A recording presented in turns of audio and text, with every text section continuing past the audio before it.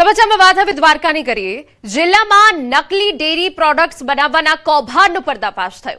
ખંભાળિયાની Jalaram dairy પર એસઓજીએ દરોડા પાડી કાર્યવાહી કરી। ડેરીના ગોડાઉનમાં કેમિકલ અને સ્કીમ્ડ મિલ્ક પાવડરથી નકલી દૂધ અને પનીર બનાવવાના કૌભાંડનો પર્દાફાશ થયો। પોલીસ અને ફૂડ વિભાગની ટીમે 648 kilo skimmed milk powder, 15.7 kilo acetic acid સહિત 2.37 લાખ રૂપિયાની કિંમતનો મુદ્દામાલ જપ્ત કર્યો। જ્યારે 54 કિલો અખાદ્ય પનીરનો સ્થળ પર જ નાશ કરાયો। લોકોના આરોગ્ય પર જોખમ ઉભું કરનાર ડેરી સંચાલક કેતન આસાણી સામે ગુનો નોંધી એસઓજીએ કાર્યવાહી કરી। 2,37,500 રૂપિયાની કિંમતનો મુદ્દામાલ છે એ ફૂડ એન્ડ ડ્રગ વિભાગ દ્વારા સીઝ કરવામાં આવેલ છે। તેમજ 54 કિલો જેટલો 19,000 રૂપિયાની કિંમતનો પનીરનો જે જથ્થો છે એ અખાદ્ય ગણી અને નાશ કરવામાં આવેલ છે। કબજે કરેલ તમામ મુદ્દામાલના સેમ્પલો લેબ ટેસ્ટ સારું મોકલી આપવામાં આવેલ છે, જે બાબતે ફૂડ એન્ડ ડ્રગ વિભાગ દ્વારા આગળની કાર્યવાહી હાથ ધરવામાં આવેલ છે। અમારા સંવાદદાતા મુકુંદ વધુ વિગતે વાત કરવા જોડાયા છે। મુકુંદ, શું વિગત આપની પાસે? જી, વાત કરવામાં આવે તો દેવભૂમિ દ્વારકા જિલ્લાના ખંભાળિયામાં ભેળસેળ ડેરી ઉત્પાદનનો મોટો પર્દાફાશ એસઓજી દ્વારા કરવામાં આવ્યો છે। ખંભાળિયામાં આવેલ જલારામ ડેરી ફાર્મ પર એસઓજીની રેડ કરવામાં આવી હતી। આ ડેરીમાં બનાવટી ડેરી પ્રોડક્ટ્સ બનાવાતી હોવાનો ખુલાસો થયો હતો।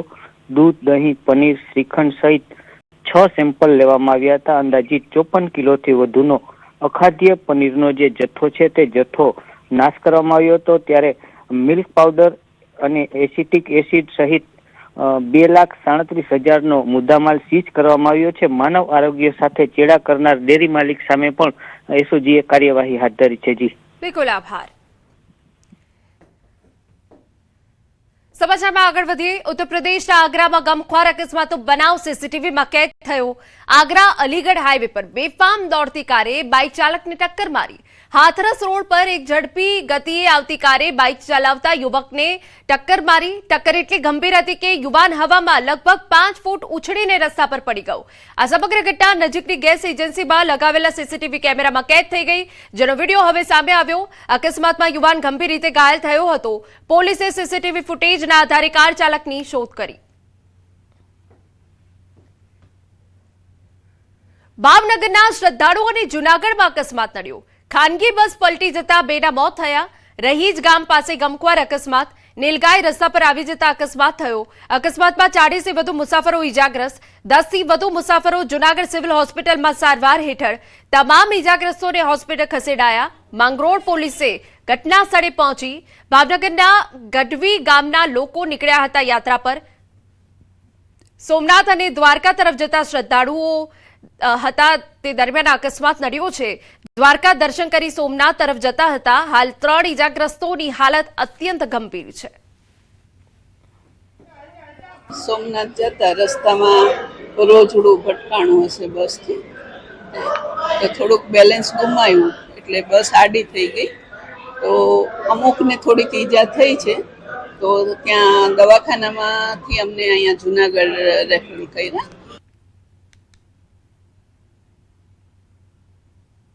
તો આપને જણાવી દઈએ કે આ ખાનગી બસ પલટી જતા 2ના મોત થયા છે। નસવાડીના ડણી ગામ પાસે ટ્રિપલ અકસ્માતમાં બાઇક સવારનું મોત। સરકારી એસટી બસ ટ્રક બાઇકના અકસ્માતમાં બાઇક સવારનું મોત નીપજ્યું। ભાજપ ઉપપ્રમુખ દિલીપ બિરલા મોટાભાઈનું અકસ્માતમાં મોત થતા શોકનો માહોલ। નસવાડી પોલીસ અકસ્માત મોત થયું છે ફરિયાદ દાખલ કરવામાં આવી।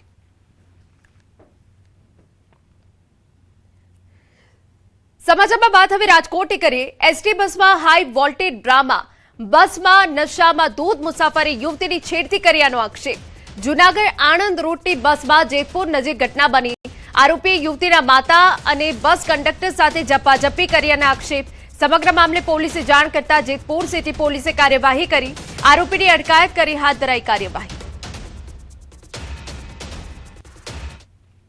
એક મહિલા મુસાફર સાથે ગાળાગાળી કરેલ અને એની સામે જોયું હશે એટલે બેનાની આરે ઝઘડો થયેલ। મારા ફોનમાંથી પોલીસ સ્ટેશનને જાણ કરેલ ને પોલીસ વાળા અહીંયા સામે આવેલા ફાટક સુધી અને ત્યાંથી ભાઈને ડિટેન કરી પોલીસ સ્ટેશને લઈ ગયા અને આગળની કાર્યવાહી પોલીસ કરે છે. અન્ય મહત્વના સમાચાર અમરેલી ધારી તુલસીશ્યામ રોડ ઉપર આવે ધ ફન વિસ્ટેરિયા રિસોર્ટમાં ચોરીની ઘટના સામે આવી. અજાણ્યા શખ્સો મોઢે બાંધી દિવાલ કૂદી અંદર પ્રવેશ્યા. પ્રવાસી મહિલાના પર્સમાંથી આશરે ₹11.49 લાખના દાગીના અને રોકડ રકમની ચોરી કર્યાની ફરિયાદ છે. 8 લાખનું સોનાનું મંગળસૂત્ર, 3 સોનાની વીંટી સહિત 9,000 રોકડા મળી કુલ ₹11.49 લાખના દાગીનાની ચોરી કરી. ધારી પોલીસ સ્ટેશનમાં ચોરીની ફરિયાદ. તપાસ તેજ કરવામાં આવી. અલગ અલગ ટીમો બનાવી તપાસનો ધમધમાટ શરૂ કર્યો.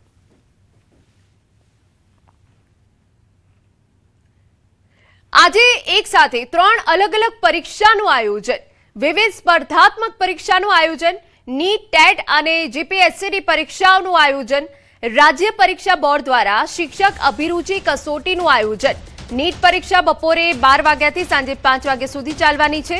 જીપીએસસીની પરીક્ષા સવારે 11 થી બપોરે 1 વાગ્યા સુધી ચાલશે. શિક્ષક અભિરુચિ કસોટી બપોરે 3 થી સાંજે 6 વાગ્યા સુધી લેવામાં આવશે. પરીક્ષા કેન્દ્રોની આસપાસ કડક સુરક્ષા બંદોબસ્ત ગોઠવાયો. ગરમી વચ્ચે પરીક્ષા કેન્દ્રો પર ખાસ વ્યવસ્થાઓ.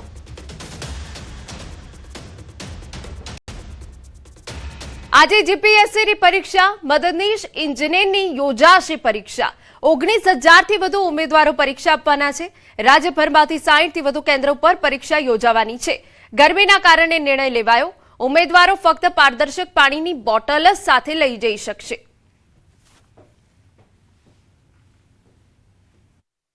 મદદનીશ ઇજનેરની ભરતી માટે રાજ્યભરમાં જીપીએસસીની પરીક્ષા આજે લેવાઈ રહી છે અને રાજ્યભરમાં 60થી પણ વધુ કેન્દ્રો પર આ પરીક્ષાનું આયોજન કરવામાં આવ્યું છે. 19,000થી વધુ વિદ્યાર્થીઓ જે છે ઉમેદવારો આ જીપીએસસીની પરીક્ષા આપવાના છે.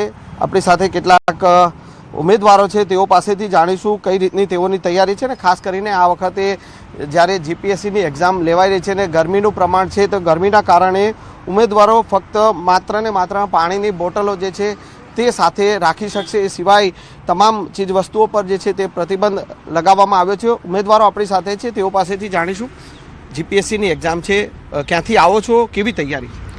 મારું નામ દીપેશ આહિર છે, કચ્છથી આવી છે અને ફાઇનલ યર સ્ટુડન્ટ છે અત્યારે અને તૈયારી સારી છે પણ જોઈએ હવે આગળ શું થાય. તૈયારી પૂરી છે. શું નામ છે તમારું, ક્યાંથી આવો છો અને કેવી તૈયારી છે, કઈ રીતનું આયોજન કરવામાં આવ્યું છે આ જીપીએસસીની એક્ઝામને? મારું નામ વિનીત છે, હું રાજપીપળાથી આવું છું અને એક્ઝામની તૈયારી 1 વર્ષથી કરું છું અને આયોજન તો બરાબર જ છે. બાકી ગરમીનો માહોલ છે, કઈ કઈ વસ્તુઓ જે છે તેના પર પ્રતિબંધ લગાવ્યો છે જે તમને સૂચનાઓ મળી છે અને પાણીની બોટલ ખાલી સાથે રાખવાની? હા, પાણીની બોટલ ખાલી સાથે રાખવાની છે.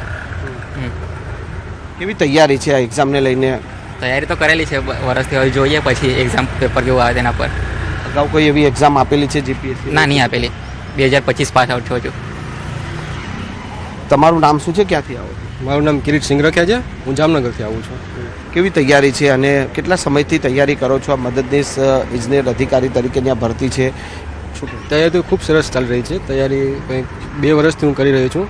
લાસ્ટ ટાઈમ મેં આરએનબીની પણ આપેલી હતી. આ વર્ષે જીપીએસસીની જે સ્પોર્ટ્સ ઓથોરિટીની જે એની એક્ઝામ છે, નગરપાલિકા જે નવા બનેલા છે એની છે અને ગુજરાત હાઉસિંગ બોર્ડની છે. તો એ બધા માટે મેં ફોર્મ ભરેલું છે.